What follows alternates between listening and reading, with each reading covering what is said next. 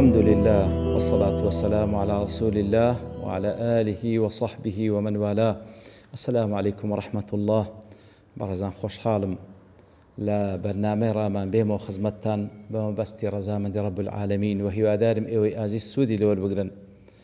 بەڕێزان پێکەوە دەچینە خزمەت کۆتا ئاەتی سوورەتی ئەلبەیینە کە باس لە پاداشتی ئیمانداران دەکات، لە دوای ئەوەی کە باسی لە سزای بێ باوەڕان کرد لە ئەهلی کتاب لە مشریکین کەوا خراپترینی مەخلوقی سەرڕووی زەوینە و لە قیامەتیش سزایان جەهەنەمە، لە مقابلدا ئەوانەی ئیمانیان هەیە و هەروەها کردەوەی چاک دەکەن، چاکترینی بەریە و چاکترینی مەخلوقن کە خوای گەورە سبحانه وتعالى بەو شێوەی وەسفیان دەکات.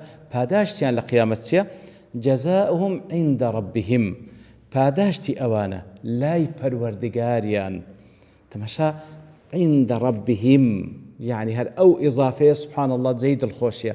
پاداشتیان لای پەروەردگاریان جەنات و عەدن، بەهەشتانێک باغاتێک کەوا جەنات و عەدنە، عەدن واتە جێگای ئیقامەیە، جێگای مانەوەی یەکجارەچیە. کەسێک بستەوێندەرێ هیچی دیکە لا يبغون عنها حیوەلا، وەک خوای گەورە دەفەرمیتن تەمەنا ناکە قەت تەحویل بی بستە جێگایشتکە، بەهەشتێکە، جێگای ئیقامەیە، جێگای مانەوەی یەکجارەچیە. تەجری من تحتها الأنهار، لەژێر قەسرەکانیان، لەژێر دارەکانیان، لەژێر باغاتەکانیان، تەجری من تحتها الأنهار، ڕووبارەکان بەو شێوەی دەڕۆن کە ئەوان حەزیان لێیە. ئەو ڕووبارانە هەم ڕووباری ئاوی سازگارە، ڕووباری شیرە و هەروەها ڕووباری شەرابەکی خۆشی کەوا سەرخۆشکەر نییە، ڕووباری هەنجینە و بەو شێوەش دەڕوا کە ئەوان پێیان خۆشە بەبێ لێواریشی نییە ڕووبارەکانی بەهەشت. ئیتر خوای گەورە بە خسمەتمان بکە.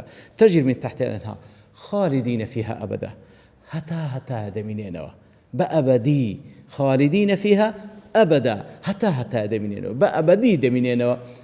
خوای گەورە بە خسمەتمان بکە. ئینجا خۆشترین خۆشی بەهەشت چییە؟ رضي الله عنهم ورضوا عنه، رضي الله عنهم، الله تعالى ليان رازي دبي وأوانج الله تعالى رازي دبن، أو الله تعالى ليان رازي دبي لبر أو إيمان وعمل صالح كوا كرديتيان، أوانج لخوا رازي دبن. لو پاداشت زۆری کە پێیان دای کە زۆر لە کردەوەکانیان زیاترە، بەڵێ خۆشترین خۆشی باش وەکو لە حەدیث پێغەمبەر صلی الله علیه و سلم هاتیە کەوا لە دوای ئەوەی کوا دەستنە باش ئینجا خوای گەورە دەفەرمی کە بانجیان دەکات زیاترتان پێ ببەخشم یا ڕەبی، زیاتر چییە پێ بمبەخشی؟ نەجاتمان بۆ لە جەهەنەم، ئەو هەموو خۆشی بەهەشتت پێبەخشینە. دەفەرمی ئەوەیە کەوا ڕەزامەندی خۆم لۆتان دەردەبڕم قەت جارش کەرێتان تووڕە نابم. ئەو جا خوای گەورە سبحانه وتعالى خۆی نیشانیاندا ئینجا شاد دەبنەوە بە دیداری وەجهی پەروەردگاریان. خوای گەورە لەوانمان بژمێری.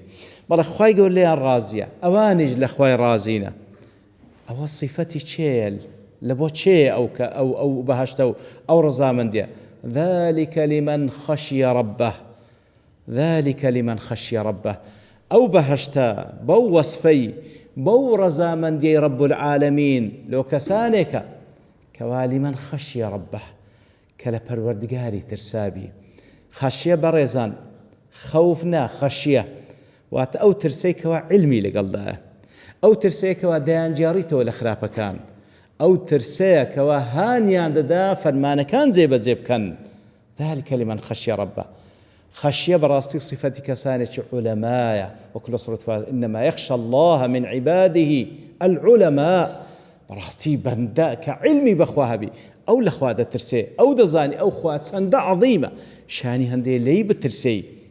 إتر أو صفتي كسانك كوا خشيي پروردگاريان هي خوای گەورە لە مقابلدا ڕەزامەندی خۆی و بەهەشتی پان و بەرینیان پێدەبەخشی.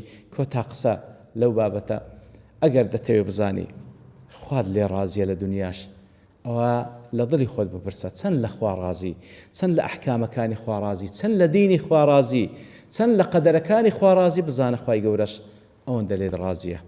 وصلى الله وسلم على نبينا محمد وعلى آله وصحبه أجمعين، وآخر دعوانا الحمد لله رب العالمين.